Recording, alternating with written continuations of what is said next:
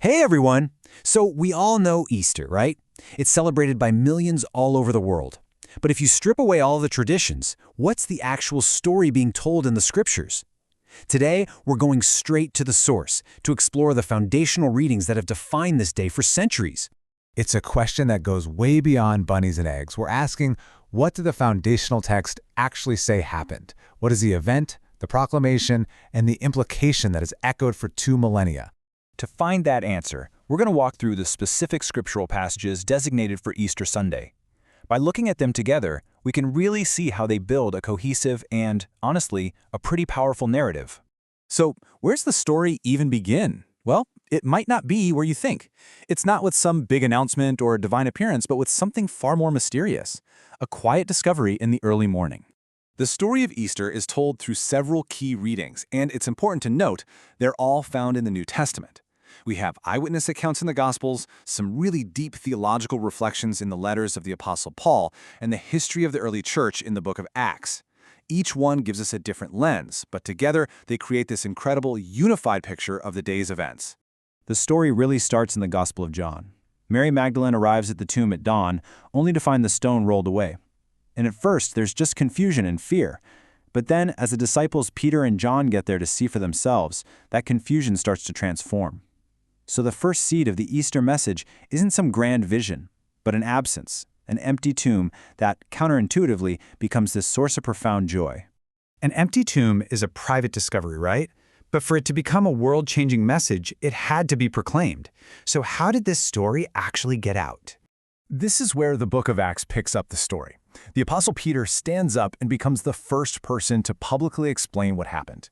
And he doesn't offer a theory, he claims the status of a direct witness. His proclamation is really clear. It follows 3 steps. First, he establishes credibility, saying the apostles were chosen witnesses. Second, he delivers the core message with just stunning simplicity. Jesus, who was crucified, was raised by God. And third, he reveals their mission. They were commanded to preach this news to everyone. And this is a crucial point. You can feel the shift in energy. The quiet awe of the empty tomb is transformed into this bold, public testimony. It's no longer a private mystery, it's a proclamation meant for the entire world. Okay, so we have the event, the empty tomb, and the proclamation. But what's the so what? I mean, why does this ancient event matter? This is where the Apostle Paul's letters give us the real theological backbone of the story. Paul uses these really powerful metaphors to explain the change. In his letter to the Corinthians, he talks about clearing out old yeast, which was a symbol of corruption, basically saying there has to be a fundamental break from the old way of living. Then, writing to the Colossians, he gives the alternative, to seek what is above. For Paul, this isn't just about a change in belief, it's about a complete reorientation of your entire life. And that's the key takeaway. For Paul, the resurrection isn't a historical footnote. Not at all. It is the catalyst for personal transformation.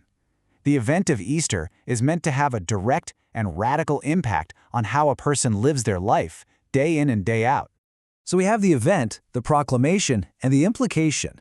When you put it all together, what is the ultimate emotional and spiritual message of these Easter readings?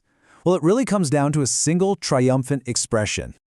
Alleluia. It's a word that you hear all through Easter services, and for good reason. It's an ancient exclamation of praise and joy. It's the sound of victory. It encapsulates the joy of the empty tomb, the boldness of the proclamation, and the hope of a new life, all in one. It is the definitive response to the Easter story. And this brings the entire journey into focus. The season of Lent that comes before, that period of reflection and preparation, it isn't an end in itself. No, it's the path leading directly to this moment, the celebration of victory over death, the ultimate triumph that these Easter scriptures proclaim. And so, we're left with a question. We've seen the story built from an event, a proclamation, and a powerful implication. But how does this ancient narrative still shape our modern understanding of joy and of victory? That's something to reflect on.